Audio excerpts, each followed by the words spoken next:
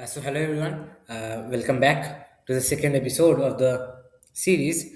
And from the previous video, I learned a few lessons that I did not organize that much stuff. So I know it might have uh, felt boring to just see me sitting and talking in this video. And also, I also need some time to think. So that makes the video a bit uninteresting, especially if I'm going to planning for larger number of hours. So that's it. So today, as you can see, I have just summarized everything. Like I have written, it's like a lot. I will tell you everything. So it's very interesting, obviously, and you will be very glad if you found this. Okay, so uh, in the last video we talked about why to live, and we reached the conclusion that we chose to live. Okay, okay. So I'm assuming that you have watched the first video, and after the first video, we reached the conclusion that we choose to live, that we won't kill ourselves by our own will. If we die by external factors, then of course we can't stop it, but we don't choose to kill ourselves. Basically, that is the main code that we learned yesterday.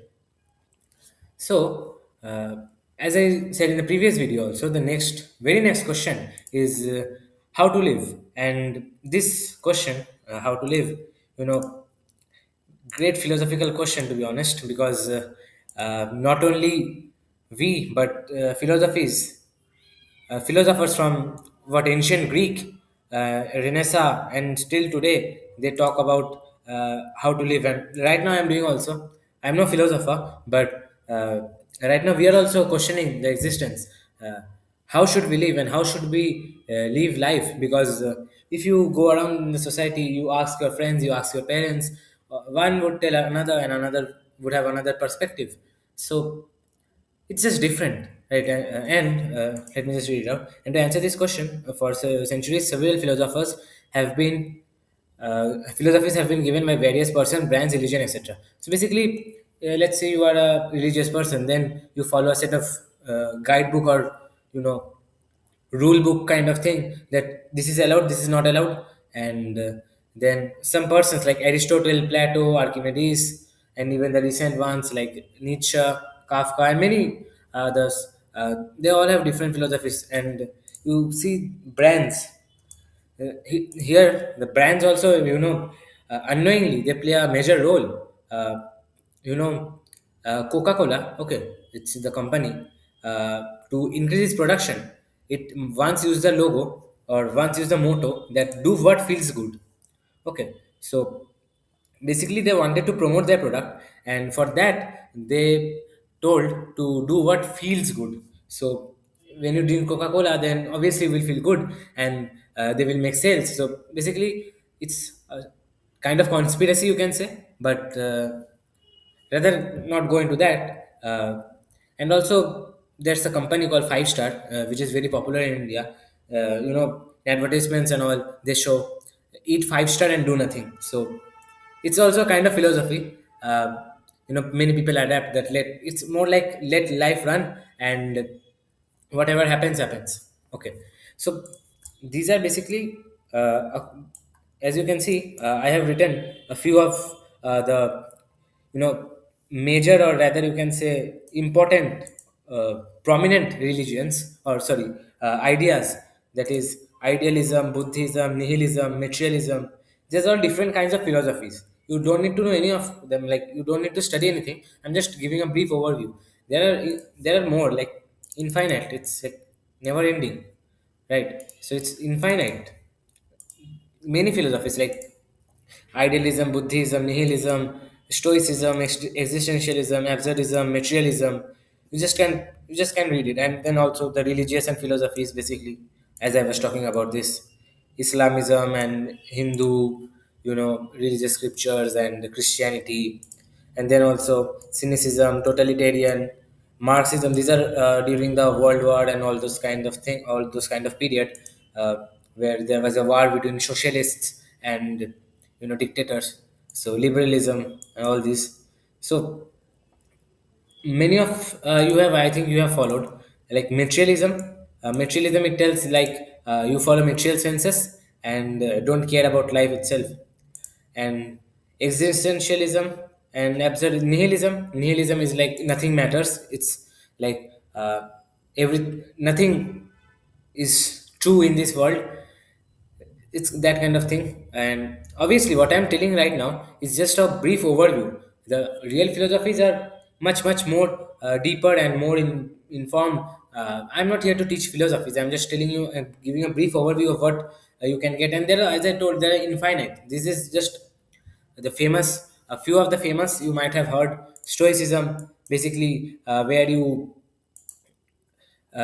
develop mental resilience, you oppress your feelings and all those. And Epicureanism, individualism, hedonism, dualism, many things, right? Basically, so uh, we obviously are not going to go into detail into each and every one, but overall, I have created a summary that what most of the philosophies deal with, like. Uh, First, one day we will die, so just enjoy, no good or bad, just give yourself pleasure. Yeah, so this is kind of materialism. And there's also a philosophy called Charvak philosophy, and in that there's a slope is that uh, pivam pivam puna pivam. So basically that means that drink, you fall down, you get up and again drink. It's like it doesn't matter. You just keep enjoying, and one day you will die. So basically, it's that kind of philosophy, materialism. Like you eat junk food, you eat Coca Cola, you have sex, and you basically do all kinds of pleasurable activities. You feel like sleeping for what 10 hours, eating junk food, and all those. Buying cars and basically giving yourself pleasure, right? So that's a philosophy. I'm not here to judge anyone, any philosophy. I'm just one by one, I'm just summarizing. Judging is a much later part. Okay. So but maybe just as a side note, I tell you, you can try to follow this lifestyle. Sorry, yes, you can try to follow this, method of living. But I'm sure that you would come out in a few days, because whenever you will feel stuck. Like let's say you are scrolling through the phone and you are having like let's say you are doing masturbation and you know it's junk food. Within a few days, might be initially, obviously it will feel pleasurable. I'm not lying that it won't feel pleasurable. It would feel very good, but something within you will be like, I need to get out of this. Especially you have a if you are a bit conscious, and you if you are a bit realized, uh, is I can say is a strong word, but basically that's what I mean. If you uh, have a bit of humanness in your uh, consciousness, then you will understand that it's not a very good philosophy. You will try to just uh, get out of it, right? So yeah, so basically no judging right now. So just a summary. This is also philosophy. One day we will die, so just enjoy good or bad. Just give yourself pleasure. Okay. So another is accept a religion and stick to its rule. Like so maybe you are Muslim, you follow Islamism, and there's Quran. And obviously I know that the Quran is the I'm just giving a core names. Like for Christianity it's Bible, for Hindus it's Bhagavad Gita, and many other religious scriptures, Vedas and all, Advaita, many things. So basically it's like accept a religion and stick to its rule. Like Jesus tells this, Jesus tells that, Lord Krishna says this, follow this, follow that. I'm obviously not criticizing religion. Excuse me. And no offense, I no offense intended, obviously. I'm just telling what kind of options we have, to live life, what kinds of, in general, we are given the option. Okay, so another is be positive. It's like be kind, be compassionate, and care for others. Another one, this is like I am sure most of have experienced. Like, let life run. It's like that philosophy which I told earlier. Eat 5 star, do nothing kind of philosophy. It's like you just sleep and yeah, you said, oh, life is running its wheel, so let it run. It's kind of that philosophy. But once again it won't feel very good if you are in this. But anyways, this is also a philosophy. Let life run on its own, and we should go with the so-called flow. It's like a river is flowing and you just uh, happen to fall in the river and you just go along with it. So basically that's what this philosophy is: let life run. Another philosophy is I want to explore everything. Like basically, these are some called curious people. Like they go to places and hills and mountains. They love nature and they say, "Oh, go! The goal of life is to explore and you know enjoy, enjoy exploring and discovering new things." And that is another philosophy, which is also quite common. I personally did not have this, but many of my friends, and I am sure it's very common that you have this kind of wish or maybe a kind of philosophy that yeah, you love to travel. Okay, so another one is love yourself and the body. So basically it's like you give yourself pleasure, like very sensitive. Oh, scratch, oh no no no, what will happen? I need to look very beautiful and all those kind of stuff. Like basically you work for the body. Like you, instead of using the body to make it work for what it's required, you are very sensitive and you say, oh no no, what if I go to if I go in a mud ground, then I would get dirty. Obviously you will. So it's like kind of you're sensitive, so you don't want to go. It's like basically protecting kind of your body, you can say. So basically this is a philosophy: love yourself and the body. Basically you care for the body, like caring not in the sense for survival, but rather uh, you are the only thing. Like it's like others don't matter and kind of thing, to be honest. But yeah, another one is I will make crazy targets and achieve it, no matter what. Okay, so it's like I want to be like Einstein. I want to be like Elon Musk, money, and I want to do this, I want to do that, and nothing can stop me. Basically, what we call uh, ambitious person uh, who works towards this goal. It's like kind of that I will make crazy targets, this, that, from Salam to Burj Khalifa, or maybe my own private luxury apartment and all.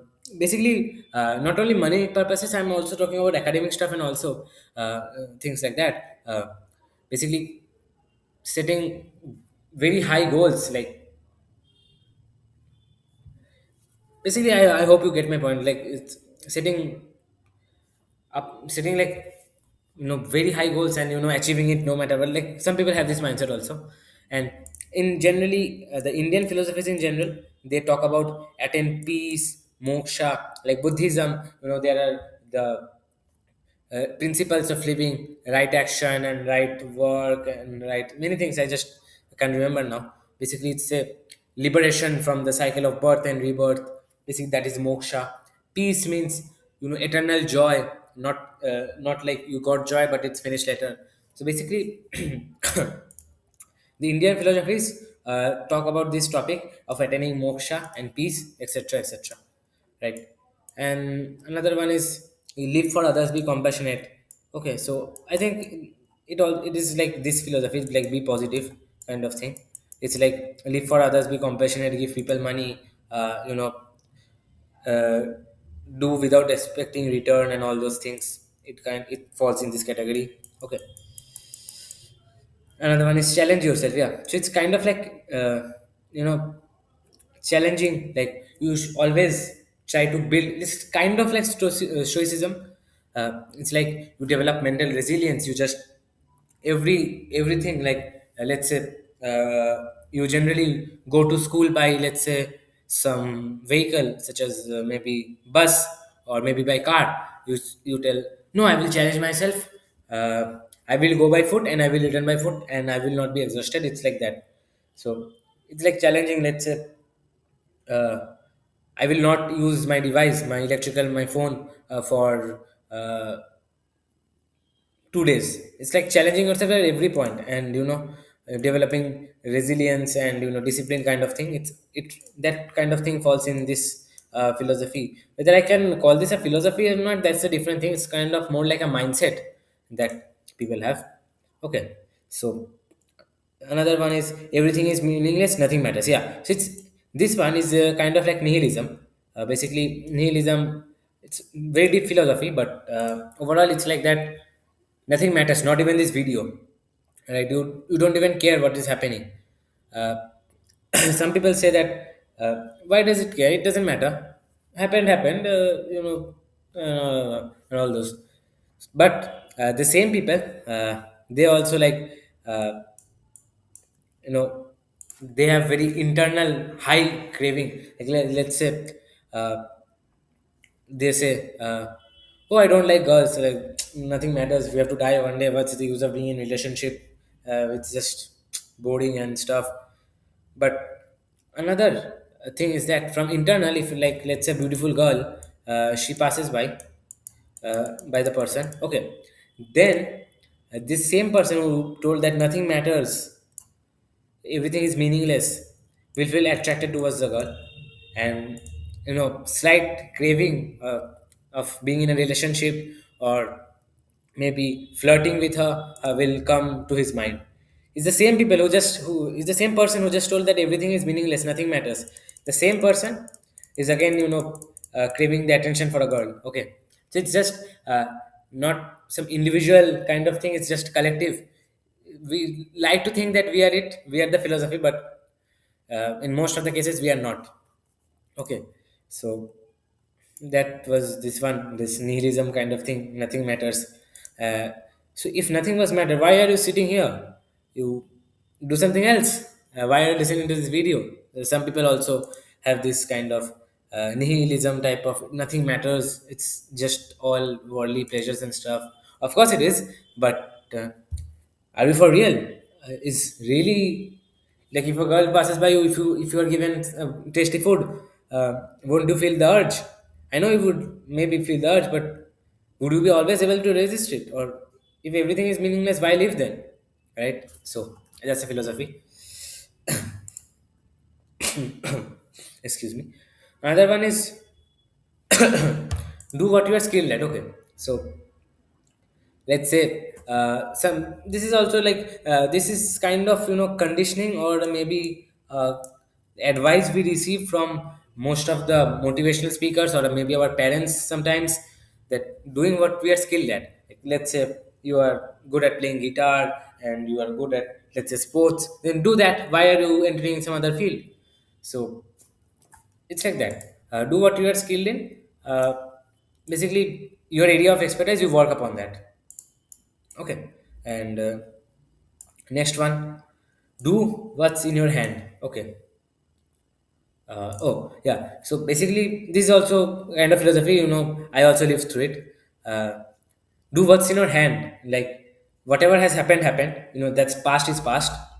But let's say you want to get selected to a football team, and suddenly the weather is bad, and you don't have much experience in playing in bad or any weather. Then obviously you can't control the sky and tell, oh, I have football selection, I want to get on this team, so please, I request that rain go away. It doesn't happen like that, right? So what you can do is, rain is happening and everyone is facing the similar situation. What I can do is give my best effort and impress the recruiters or the scout. So not only in that, may be applied in academics also, that I wasted much time, but whatever I can do now, I will do it. So basically it's like that, do what's in your hand philosophy. Another one, they say, I have no central philosophy, I adapt according to situation. This also, I know many people will find it like, uh, yeah, that's how it should be, right? Why should anything be fixed? Let's say I'm talking with my girlfriend, then I will adapt to this philosophy. I'm eating tasty food, I will adapt to this philosophy. I'm shitting, I will adapt to this philosophy. So that's around another, option you have. Right now we are not judging, or right now we are not concluding anything. We are rather interested more in the options we have, rather than judging that whether it's right or wrong. That's part of later episode in the series. So anyways, let's continue. Liberal philosophy, it's my life, I can do anything. Like, basically, it's more like, you can say that, my life, my rules, that kind of philosophy. I think I wrote it in the liberalism. Yeah, liberalism. Yeah, this one. So basically, it's that kind of philosophy where you say, see, others I cannot control, but I can control myself. So I will do what I feel like. It's kind of that. And another, in the recent years, it became a popular like alpha male, sigma male, basically. Oh, girls, doesn't matter. I'm sigma. Uh, I'm better. It's like that. Okay, like nothing can defeat me, not even fire can stop me. It's like ambitious and egoistic, that kind of thing, you can say alpha male, sigma male. Okay, another philosophy, crazy money and power.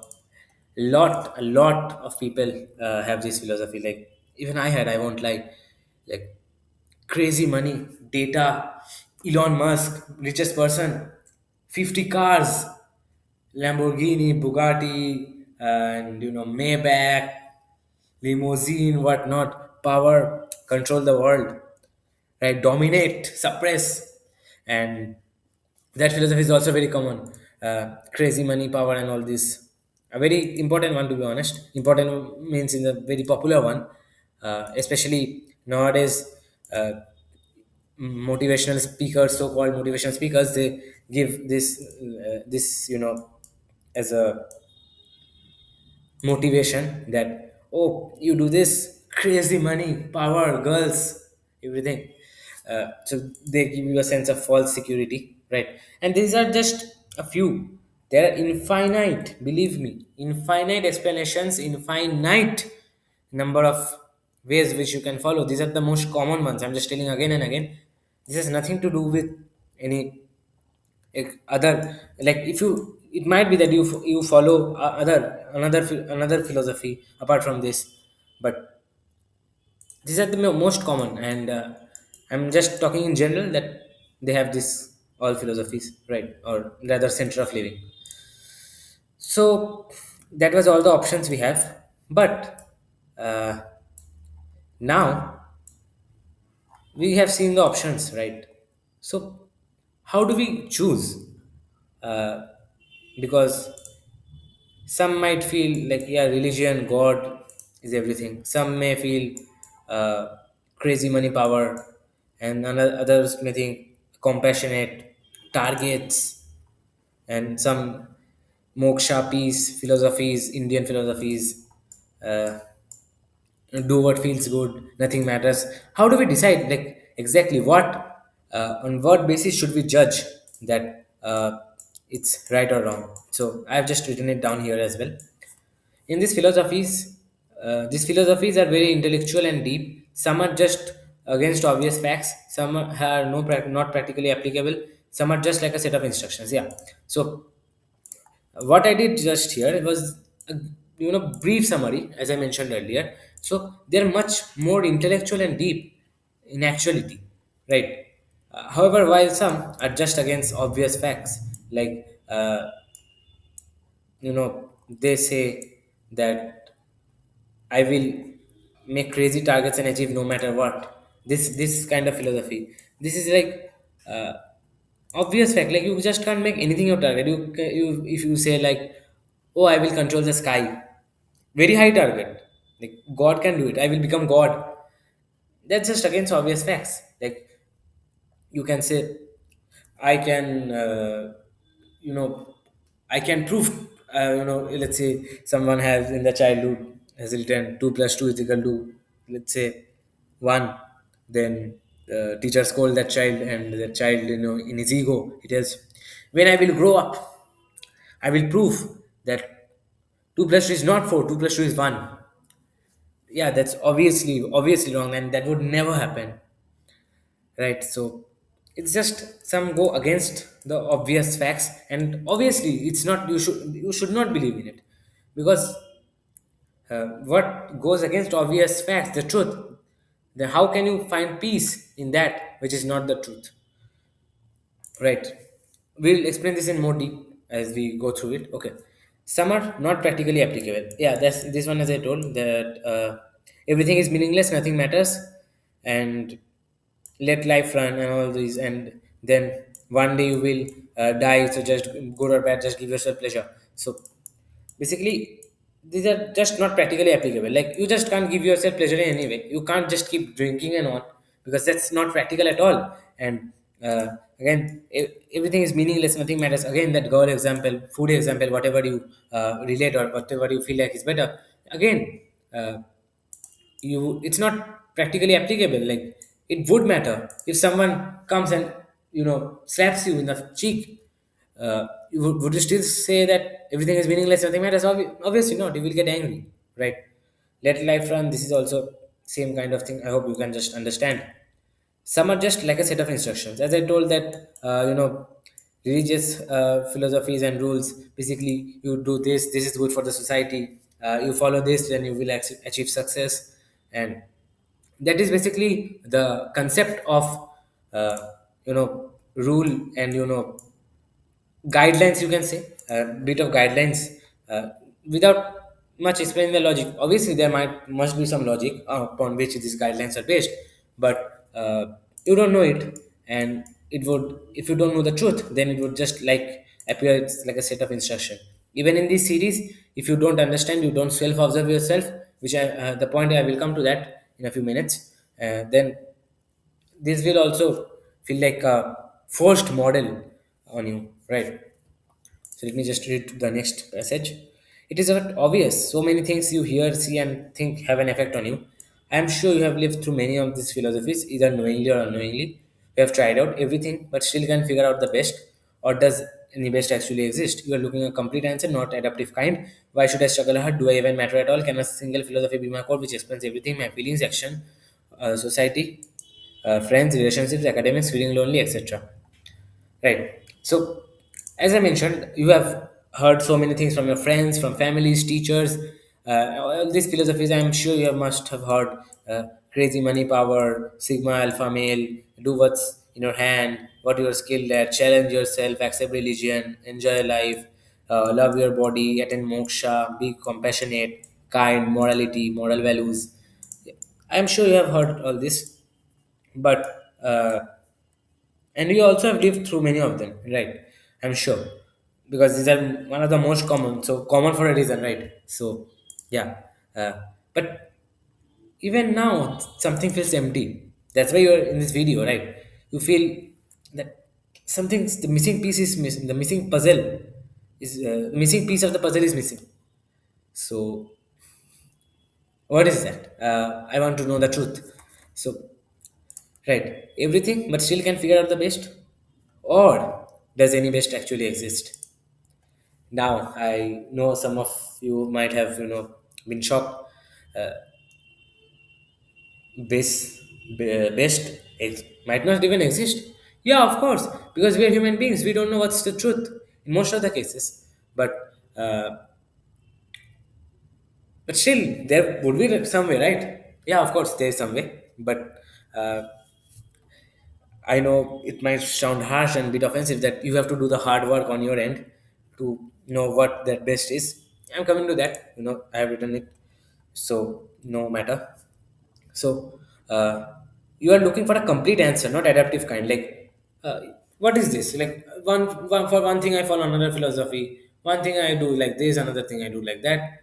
I'm not satisfied with it. I want a complete answer, like a central philosophy, the core, which around which my whole life, every event revolves. Nothing adaptive. Like, that explains everything. Why should I struggle hard? Do I even matter? The universe is so big. I am so small. Why should I? Like, where do I matter actually? So, sorry. Can a single philosophy be my core, which explains everything? My feelings, action, society, friends, relationships, academics, feeling lonely, experiencing hopelessness, everything, every emotion I experience, every thing I have. Can it explain everything? So, you, mark my words, you have to find a rigorous algorithm to at least know which of the above is right. So it's you who have to, perform a rigorous algorithm to understand about which of the following, so many options, so many philosophies you have from that Greek period, Renaissance to the modern 21st century, so many philosophies. What is right? We have to develop a rigorous set of algorithm to judge that this is wrong and this is completely trash and this is the best, right? If the best exists, obviously. So now we are talking about basically we are elaborating more on this point. We have to find a rigorous algorithm to at least know which of the above is right, right? So basically, you have two options. One is to believe, another one is finding out, right? Let me just change the color. Yeah, belief and finding out. Belief is what? Blind acceptance. Like you say, yeah, crazy money. Okay, okay. Money, money, money. Yeah. Money will give happy life. Okay, money, money. Yeah. Yeah. Okay. This is your belief. Finding out, you will first test it and then accept. Okay. People say, I'm just taking two examples. Belief, a person who is believing, they say, oh, money, right. House, right, right. Pleasure. Okay, okay. Okay, okay. Money, money, everything, money, everything. He will tell like this. And the one who will find out, he will first test it. If not on himself, then he will see others who are in that phase. Like, let's say, you will see Elon Musk. Is he happy? Is he at peace? What's his family? Like, what? How is his family status? How is he mentally? And maybe physically, he's very rich. He has a lot of cars, companies. Let's respect. But how is his internal life, love life, or maybe relationship with his children? Is he really happy, or is he maybe not? So you will first test it and then accept. Let's say Elon Musk, he says, "Oh yeah, money is everything," and then again you believe it, and that's blind belief, right? And you not are willing to find out. You would just go deep and you will test it that whether it's true or not, and then you will accept it. Belief will feel like a burden, while in finding out, you will feel lightness. In belief, it would feel like someone has piled over you a bunch of books and told you, "This is your job. These books are your life." So you will feel like a burden, right? It will be like someone has tied a cloth in front of your eyes and you just can't see anything, right? However, in finding out there's a lightness, you know that you are looking for the right thing, and you will feel very light, like not like that you will fly off. Obviously, not that. By light, I mean you will feel not. You will not feel burdened. You will not feel exhausted. You will not feel like, oh, it's so tiring. You will not feel tiring, right? So, belief, no fixed way.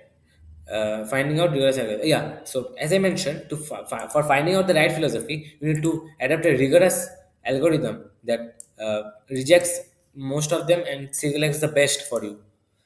And in belief there is no fixed way, like you might believe like there's no fixed way, like you hear from a friend like, oh, the spring roll is very tasty, and you like, oh, spring roll is very tasty, okay, okay, okay, I will also have tasty food. That is belief, right? Belief will try to defend, sorry, yeah, belief will try to defend, and finding out accept the new fact and change it, yeah. So this is an important point, right? This yeah, this one will try to defend a person who believes, he will try to defend his he will be very insecure every time, like what if he finds some fault, what if he finds some fault, he will be like this. However, the one who is finding out, the one who is true seeker of knowledge, he will tell, okay, so I have lagged there, so yeah, accept it, and now I am changing it, and now I am going to implement this. That's what a true learner or a true finding out curious person whom you call, they are like this. They accept the new fact and change it. It's not like you hold on to the new fact, like, no, no, no, no, no. Like, let's say you are born, and obviously when you are born you will die. So Will you be like, no, no, no, no, no, I will not die, I will not die, I will not die, or will you be like more like, which is better? You can think for yourself, like accept, like, yeah, I will die. One day everyone dies, but I have to accept it, and then you implement yourself. Like, before I die, I can do this, I can do this. I still have time. It's like that. Accept the new fact and change it. Belief will be oblivious, and that will be absolute truth. When you find out, you will get the absolute truth and no bullshit, right? Let me just use the harsh word. You will not get any bullshit. You will just get find like absolute truth, the one that is actually the solution to your problem. Belief, it will be oblivious, as I told, that, oh, if you go to a good college, you will get a good job. That's a belief.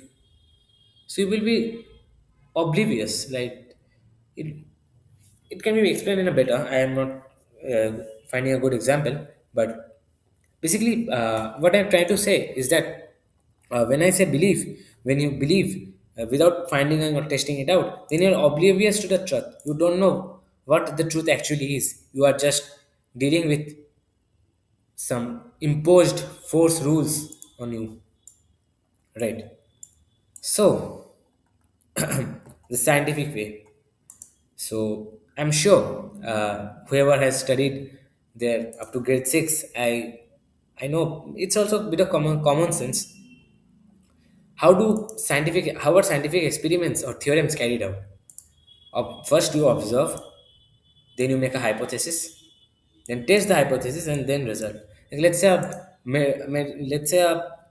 say a psychological thing is being made, like studying the behavior of a child when he is faced with fear. Okay, so what do you do? Do directly, like when the child experiences fear, or let's say a human being experiences fear, uh, his heart rate increases, he sweats more. Obviously not. You just don't do that. First, you observe the human being who is being, who is the result of the who is the test subject. Basically, you observe that when faced with fear, what it shows, and then you create a hypothesis that, okay, so this particular thing causes the fear in the human, and as a result, what happens is that some body hormones are secreted, and sweats are released and palpitations increase. That is the hypothesis. And now, how would you test it? You would bring another person and another 2 3 person, and again you will test the same experiment. And if that what all the average, uh, let's say a spider, it might be scareful for some, might not be some for snake, for example. Some people might get scared by snake, so you will just test it, that whether the people are actually getting scared or not. So once the test is completed and you have got the result, then you can tell that, okay, the result is the humans fear snake. It's like that. First, you observe the the test subject, that what's happening to him, what is he doing, how is the snake approaching, what are his reactions, and then you write a hypothesis that, okay, the snake approaches, his heartbeat increases, palpitations, he's stressed and scared, and then you put it to the test, that more human beings you bring and you do the same, and once you get the same result, you same output, you then declare it as a result that yes, snake are dangerous and human beings are scared of them, right? Excuse me. Ball and gravity, nothing is absolute. Theories may change. Whichever respects the result. Okay, this is a very important and interesting example. Let me just take another color, or let's say blue. I think, yeah. So let's say you have a ball, right? And this is ground. So let's say a ball is dropped from height age. Now I'm not going to use any physics or stuff, but I'm just telling you, there is a ball and the ball is dropped from height, from let's say any certain height. Then obviously it's observed and figured that the ball will fall down, right? The ball will go down. If someone says that, oh no, I have the same ball. However, if I am someone special, if I throw the ball like I drop the ball, then the ball will go up instead of coming down. Obviously, that's completely wrong. So, what we do instead is that we accept the fact that, yeah, the ball will fall down, and that's a fact, that's a logic. And we now, and that this is our observation. Okay, the observation is we drop a ball and the ball falls any cost. And we create a hypothesis, that maybe theorem or maybe a prediction, that why does the ball fall, and then I test it, and then I get the result. Okay, so uh, first we did the observation, and the observation that the ball fell down. Okay, so now we give a hypothesis that, okay, so might be some force, some magic, you know the ball pulls down the earth. Maybe the earth loves the ball, and the ball is being pulled down, and so that's why the ball falls down. Okay, okay, right. Then you do a test. Then, do all balls fall? Yeah, all balls fall. Let's say you drop a balloon. Sorry, you drop a apple, it falls. But when you release a balloon, let's say especially a hydrogen balloon, it will go up. Then what will you say? You will say the the balloon and the earth, they are not much friendly. One is filled with air and another is ground, so they are not friendly. And so earth does not like balloons, so it goes away, goes up. Really? Is that an explanation? But until and unless we find anything better, we will accept this explanation, and hence the result that, yeah, upon dropping certain objects which love the earth will fall down, and certain objects will do not love the earth, or maybe they experience some kind of repulsion, they will go away. And mind you, I'm not just joking here. Before Newton discovered gravity, people thought the process of falling was because of this. And it's not even gravity, I will come to that. In previous times they used to say that this earth, this magical force, like magical feeling attraction towards its bodies, it likes to have people, so it just pulls everything down. So that for that period of time, it was the truth. Everyone believed that.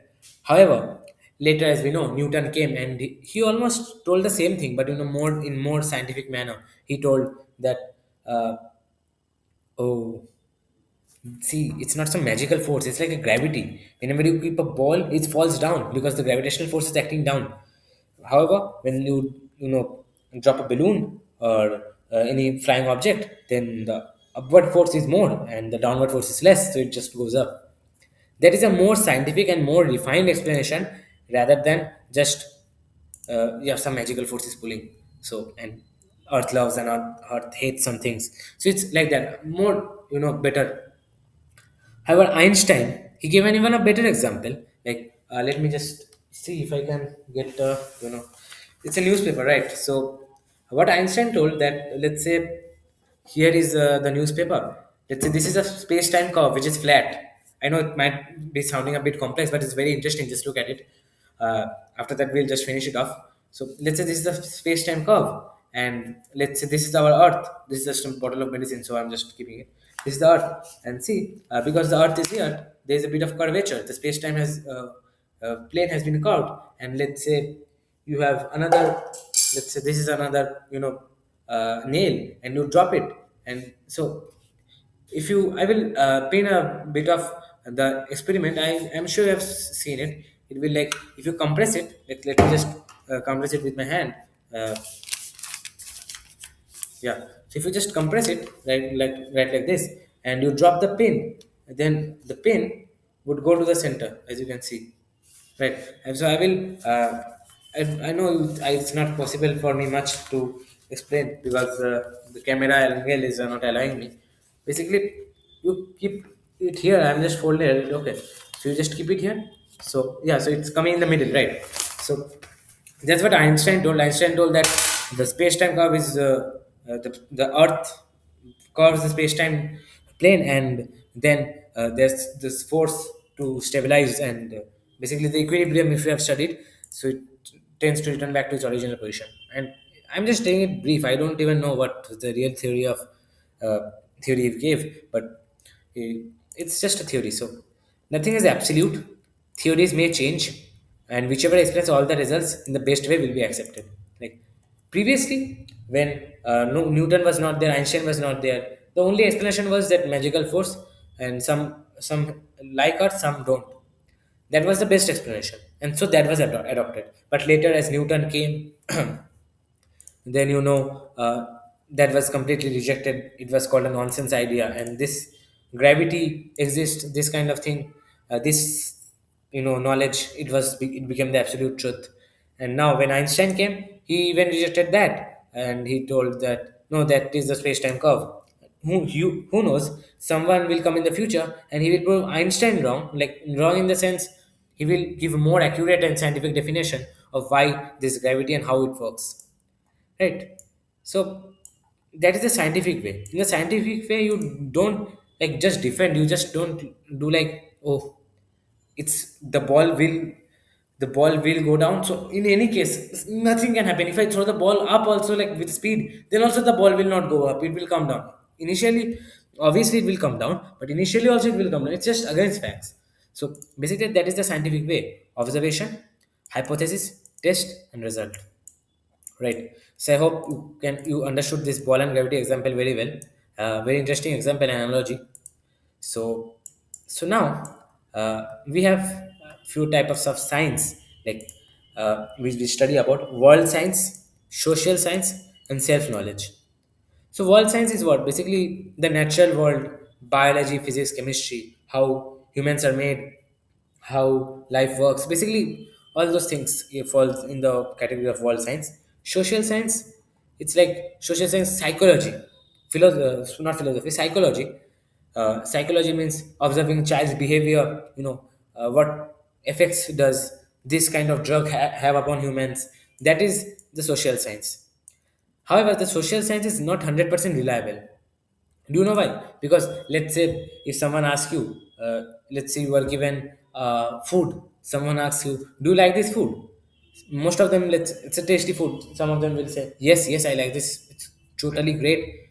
Let's say 90 people out of 10, they say, "Yeah, I'm great. It's really great. It's very tasty." But 10 people they say, "No, no, no, I don't like it. It's bad."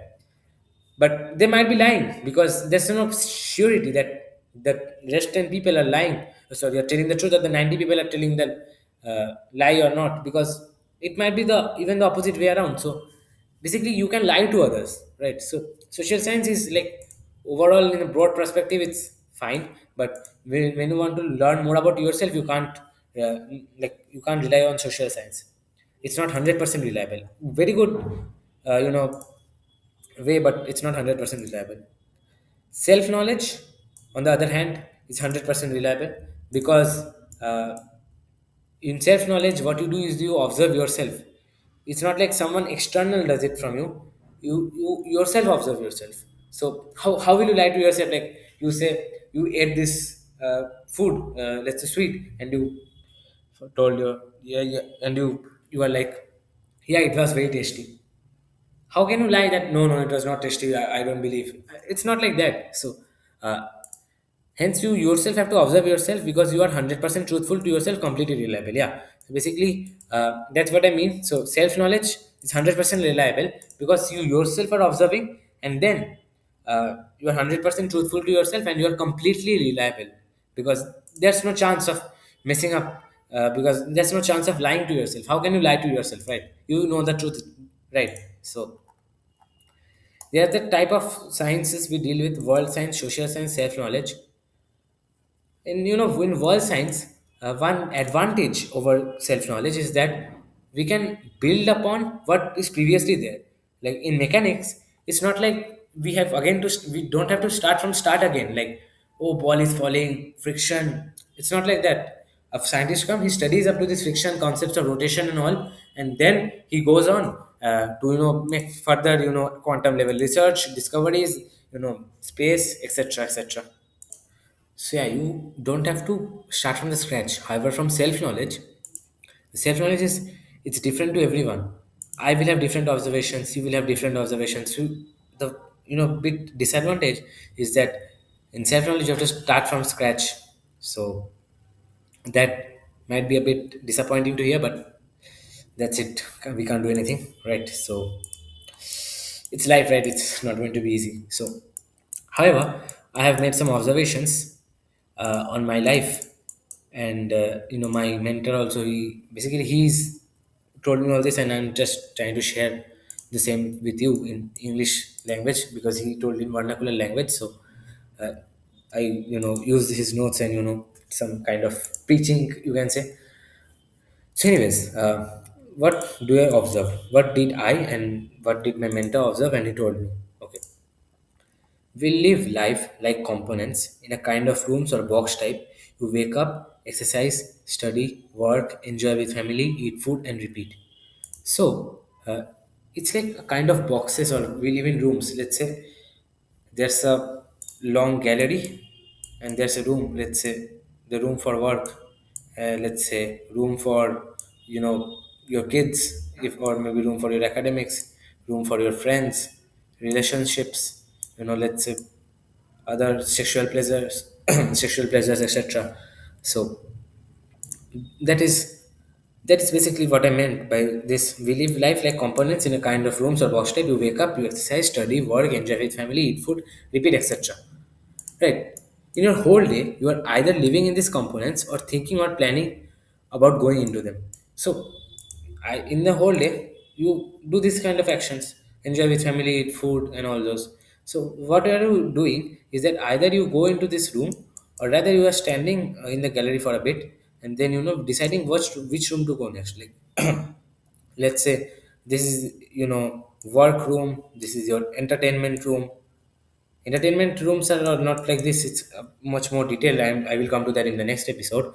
But either you are, let's say, in your let's say family room, and then you are enjoying it, and then you come outside, and then you are standing, and now you are thinking which room to go. Would you rather go to family room again? Would you rather go to work room, or would you rather go to uh, entertainment room? That's up to you. So basically that is it. In your whole day, you are either living in these components, or thinking or planning about going into them.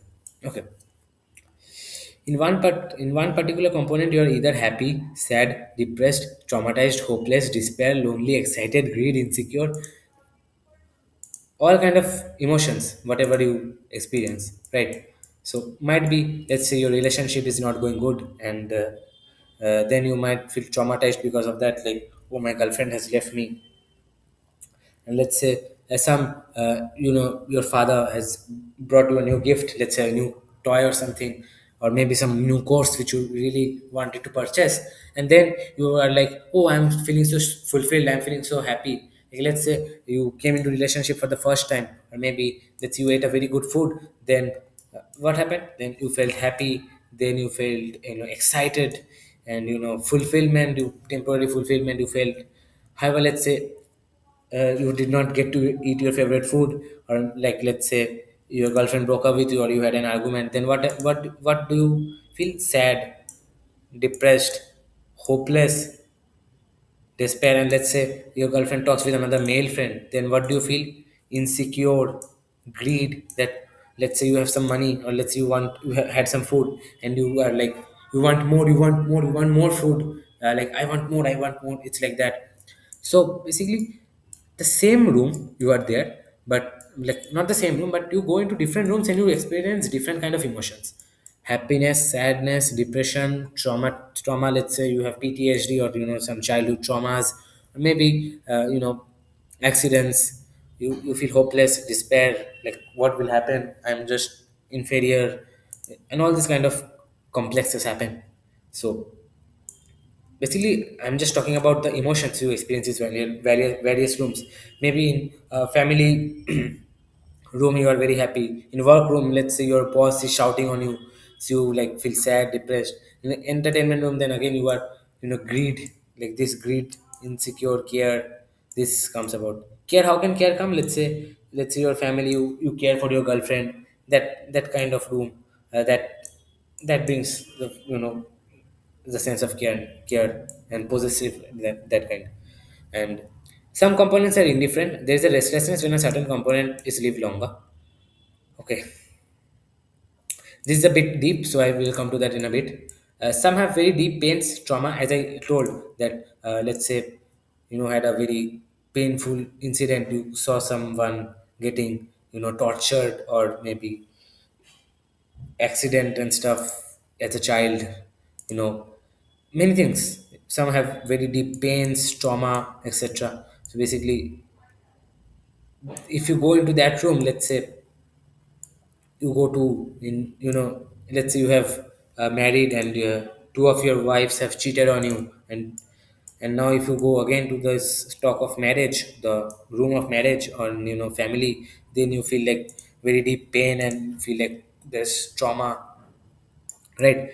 Some have a sense of magical lostness in them, immersion, basically. It's like, let's say you are playing a sport, or let's say you are vigorously acting on something. Let's take for sports, for example, let's say cricket or football.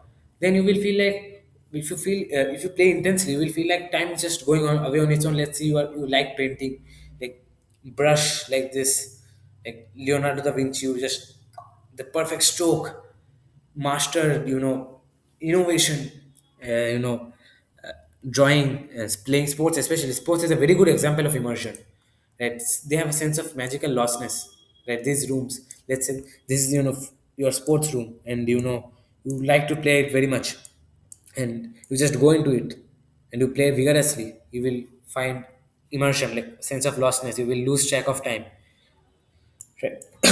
Right. Some attract very much and appear charming. I want to do 24/7. Like, as I mentioned, some, maybe some new room, like let's say temporarily, let's say you have a girlfriend and you have just made a new girlfriend, and you are like, oh, our life is fixed. We are like a pair of shoes waiting to be together, lovebirds, right? So you want to do it 24/7, like you want to talk with her, you want to flirt with her, you want to, basically, not only this, it's like it can be even in, like let's say you found a very new book, like let's say for me it was like Harry Potter. I used, I watched, I read the Harry Potter books, and it appeared very charming. So that can also be another room, like maybe a room for reading, maybe a room for sports. Like it appears so charming that you want to do them 24/7, right? Some components give pleasures, some others give disappointment. So that's again a common point. Some, again, let's say you masturbate, you eat tasty food, they give you pleasure. But let's say you expected something, then you did not get it. Like let's say uh, you you studied hard and you were expecting, let's say, a marks of 80 out of maybe 90 you were expecting, but you got 65. So then that would bring you disappointment. And let's say your female friend, she is talking with another of male friend, and then you will feel insecure, and then you will feel disappointed that why does she need to talk with her another male friend? I am here, no? Why is she talking? So that's another. We enter these components via some triggers or external stimuli, or maybe due to our daily schedule. Yeah. So basically, this point explains that how do we enter our rooms. Like as I mentioned, this is a kind of gallery. So it's like, let's say some bell is there. Uh, this is the gallery. Let's say, you were walking, and suddenly, let's say this is the den, you were in some other room, or maybe you were in the planning phase. Maybe this, let's say there's a bell here and it rang. Let's say this is the masturbation den. Okay, so room of masturbation, like you feel like I should give pleasure to myself. This rings, and let's say it emits some vibrations, and these vibrations reach you, and then you enter into this component and do the task, right? We enter these components by some triggers or external stimuli, or maybe to our daily schedule. Like let's say you have to go to school or you have to go to work, then automatically, due to your daily schedule, you go into this room and you finish, or whatever you do, whatever stuff. That's another secondary thing. Whatever you do there is just different. What happens inside the room is not our place of interest. But yeah, basically we enter due to some external triggers, and maybe to our daily schedule. So that was, observations I and my mentor did. And this point, some components are indifferent.